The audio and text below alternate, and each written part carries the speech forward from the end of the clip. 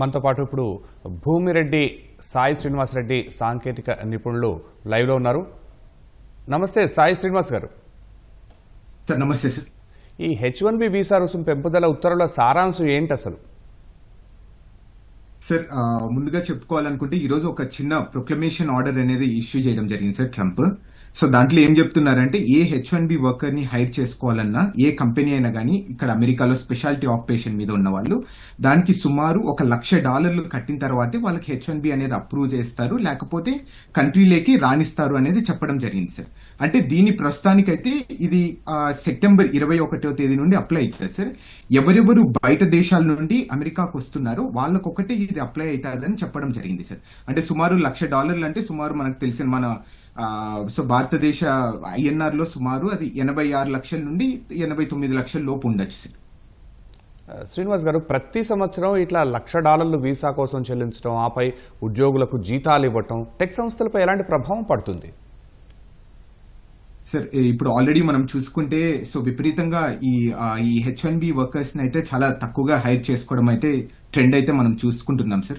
అంటే మన ఇండియా నుండి ఇక్కడికి రావడం కానీ ఇక్కడ ఉన్న వాళ్లకు జాబ్స్ లేకపోతే చాలా ఇబ్బంది పడుతున్నారైతే మనం క్లియర్ గా చూసుకుంటున్నాం. అట్లనే విపరీతమైన లే ఆఫ్స్ అనేది జరుగుతున్నాయి సార్. సో దీనికల్లా మళ్ళీ ఇలాంటివి తీసుకొని రావడం వల్ల అసలు మన ఫారిన్ వర్కర్స్ ని కానీ ఈ H1B వర్కర్స్ ని కానీ ఎక్కడే కానీ హైర్ చేసుకునే పరిస్థితి కూడా ఉండదనేది నేను అనుకుంటున్నాను సార్ ప్రస్తుతం ఉన్న అవకాశాల్లో. అంటే ముఖ్యంగా ఇప్పుడు భారత్ లాగా తీసుకుంటే భారత్ ఐటీ రంగంపై ట్రంప్ నిర్ణయం ఎలా ప్రభావం చూపనుంది? సార్ మీ అందరికి ఆల్రెడీ తెలుసు సార్, సుమారు 70% మంది ఈ H1B వీసాస్ అనేది ఓన్లీ భారతీయులకు మాత్రమే వస్తున్నాయి సార్.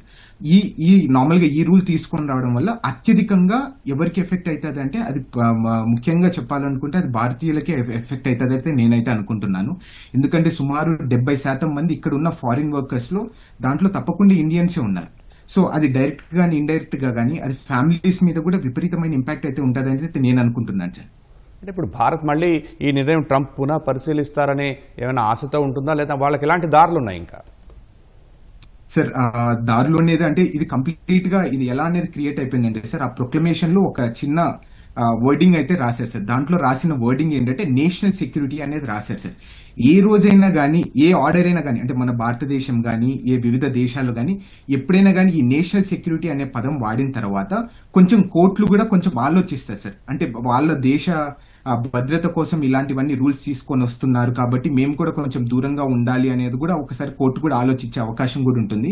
సో కానీ ఇక్కడ ఒక అంటే నేను ఇంతవరకు రీసెర్చ్ చేసిన దాని ప్రకారం మాత్రము నేను ఒకటి అబ్జర్వ్ చేసింది ఏదేంటంటే ఇలాంటి ఫీ అనేది విధించేటప్పుడు అది ఓన్లీ కాంగ్రెస్ కి లేదా అంటే మన పార్లమెంట్ కి మాత్రమే అధికారం ఉంటుంది, ప్రెసిడెంట్ కి ఎక్కడే కానీ అధికారం ఉండదు. ప్రెసిడెంట్ కి ఓన్లీ ఈ రావడము పోవడానికి ఏమన్నా బ్యాన్స్ విధించే అవకాశం ఉంటుంది తప్ప ఇలాంటివి అధికంగా ఫీజు పెంచే అవకాశం అయితే ఉంటదు అని అయితే నేనైతే అనుకుంటున్నాను. అది కూడా ఇమిగ్రేషన్ నేషనాలిటీ చట్టంలో కూడా దీని గురించి అధ్యక్షుడికి ఎక్కడే గానీ అధికారాలు ఉన్నాయి అనే దాని గురించి ఎక్కడే గానీ మెన్షన్ చేయడం అనేది దాంట్లో. ప్రస్తుతం ఎట్లయితే ఈ ఆర్డర్ పై ట్రంప్ సంతకం చేశారో మరి దీన్ని సవాల్ చేయొచ్చా కోర్టులో? సో తప్పకుండా సవాల్ అయితే చేస్తారని అయితే నేను అనుకుంటున్నాను సార్. ఎందుకంటే ఈరోజు సాటర్డే సండే 2 రోజులు వీకెండ్స్ కాబట్టి తప్పకుండా మండే తప్పకుండా దీని మీద అయితే కొంతమంది కోర్టుకి వెళ్లే అవకాశం కూడా ఉంటుంది. సో పెద్ద పెద్ద టెక్ కంపెనీస్ ఆల్రెడీ ఈ H1B వర్కర్స్ మీద ఎక్కువ మంది డిపెండ్ అయి ఉన్నారు సార్. సుమారు మీరు చూసుకుంటే ఇప్పుడు వచ్చిన ఈ H1B క్యాప్ లో ఈ 2025 గణాంకాల ప్రకారం సుమారు అమెజాన్ కి మాత్రమే 5,000 మంది H1B వర్కర్స్ ఉన్నారు సార్. 5,000 మంది సుమారు $1,00,000 కట్టాలంటే ఎంత డబ్బులు ఖర్చు అవుతుందో కూడా ఒకసారి అది కూడా కోర్టుకి ఎక్స్ప్లెయిన్ చేసి సో దీని వల్ల ఎంత ఈ ఫీజిబిలిటీ అనేది ఉండదో దానికి కోర్టుకి ఎక్స్ప్లెయిన్ చేసి తప్పకుండా దీని గురించి కొంచెం స్టే వచ్చే అవకాశం కూడా ఉంటుంది సార్. ఇదైతే ప్రస్తుతానికైతే సెప్టెంబర్ 21 నుండి ఇదైతే ఇంప్లిమెంట్ అవుతుంది సార్. అంటే మరి ఇప్పటికే ఉన్న అక్కడ టెక్ కంపెనీస్, పెద్ద కంపెనీస్, బడా కంపెనీస్, భారతీయులను ఎక్కువగా హైర్ చేసుకున్న కంపెనీస్ వీళ్ళు మళ్ళీ ట్రంప్తో ఏమైనా చర్చలకు వెళ్లే అవకాశం ఉందా? సో చర్చలకు వెళ్లే అవకాశం అయితే ఏముండదు సార్ నాకు తెలిసినంత వరకు. అంటే ఆల్రెడీ సో ట్రంప్ మీరు ఆ వీడియోలో కూడా చూసుకుంటే మేము ఆల్రెడీ ఈ పెద్ద పెద్ద కంపెనీస్ తో మాట్లాడాం, వాళ్ళు కూడా దీన్ని ఆహ్వానిస్తున్నారు. ఇది ఎందుకంటే అమెరికన్ వర్కర్స్ ని మనం హైర్ చేసుకోవడానికి ఒక మంచి అవకాశం ఉంటుంది అనేది కూడా అతను కూడా ట్రంప్ అనేది చెప్పడం జరుగుతుంది సార్. కానీ లెట్స్ సీ సార్ అంటే where it goes. But I'm pretty sure తప్పకుండా ఇదైతే కోర్టులో ఛాలెంజ్ చేస్తారని అయితే నేనైతే అనుకుంటున్నాను. తప్పకుండా కోర్టు కూడా ఇంజెక్షన్ ఇచ్చే అవకాశం కూడా ఉంది సార్ దీని గురించి. అంటే ట్రంప్ దానికి చెప్పిన భాష్యం ప్రకారం చూస్తే అమెరికన్స్ని స్కిల్ఫుల్గా చేసుకోవాలి అని ఆయన భావిస్తున్నారు. రైట్, ఒక దేశ అధ్యక్షుడిగా ఆయన భావించడంలో తప్పులేదు. అయితే ఇప్పటికిప్పుడు అలాంటి పరిస్థితి ఉందా? మరి ఇప్పటికే ఉన్న స్కిల్ఫుల్ వర్కర్స్, వేరే విదేశీయులందరూ, ముఖ్యంగా భారతీయులు, వీళ్ళందరి పరిస్థితి ఏంటి?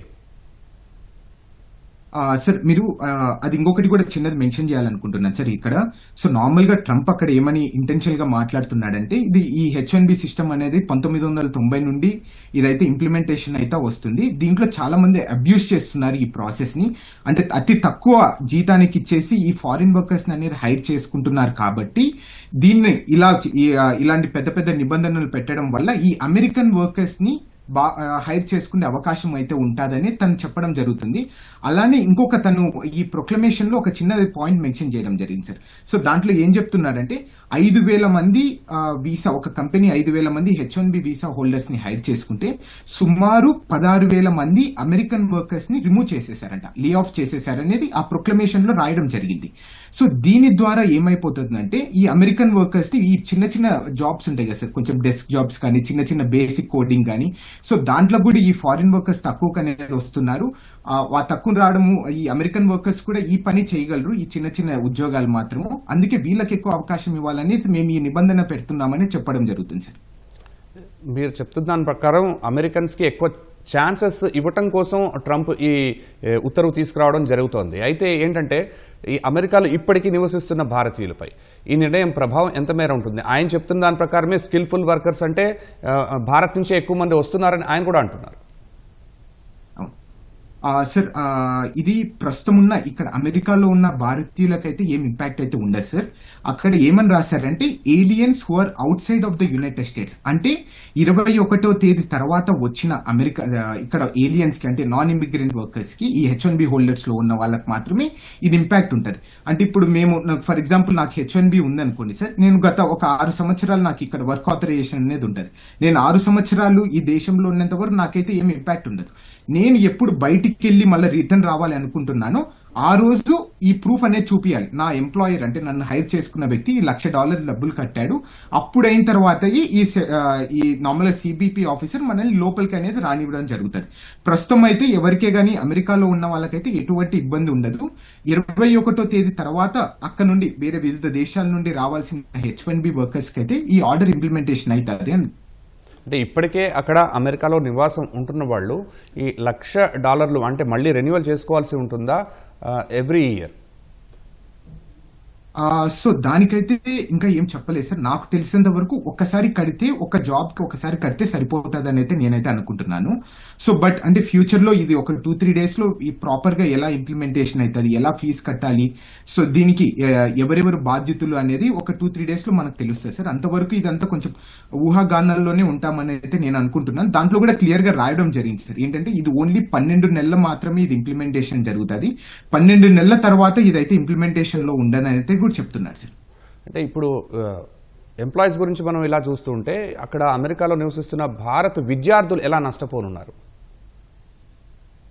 సో మనం ఆల్రెడీ చూసుకుంటున్నాం సార్, కొత్త పాలసీస్, అంటే ఇంతవరకు ఈ ర్యాండమ్ లాటరీ పాలసీ అనేది ఉండే జరుగుతున్నాయి సార్ ఈ H1B వర్కర్స్ కి. సో దాని తర్వాత మొన్న ఒక 2-3 నెలల క్రితము ఒక కొత్త ఈ H1B న్యూ పాలసీ తీసుకొని రావడం జరిగింది. అంటే వెయిటెడ్ యావరేజ్ H1B అనేది, అంటే ఏంటంటే సింపుల్ గా, అంటే ఎవరికి ఎక్కువ జీతం ఉంటుందో వాళ్ళందరికీ ఎక్కువ ప్రాబిలిటీ ఉంటుంది ఈ సెలెక్ట్ కావడంలో ఈ H1B. సో దాని తర్వాత ఇది ఏమైతుందంటే మన భారతీయులు ఇక్కడికి వచ్చేసి మాస్టర్స్ చేసి ఫస్ట్ స్టార్టింగ్ లో ఈ ఎంట్రీ లెవెల్ జాబ్స్ అనేది చేస్తుంటారు సార్. అంటే సుమారు $60,000 నుండి $70,000 ఆ టైంలో ఆ జీతం తీసుకొని మనం ఇక్కడ పనిచేస్తుంటాం. వీళ్ళందరికీ ఈ లెవెల్ 4 అంటే ఎక్కువ అంటే $1,70,000, $1,80,000 జీతాలు రావడం, లేకపోతే ఆ ఉద్యోగాలు రావడం అనేది చాలా కష్టం సార్. సో దాని ద్వారా ఏమైపోతుందంటే మన భారతీయ విద్యార్థులకు మనం అసలు H1B లాటరీలోకి వెళ్లే అవకాశం కూడా చాలా తగ్గిపోతుంది దీని వల్ల.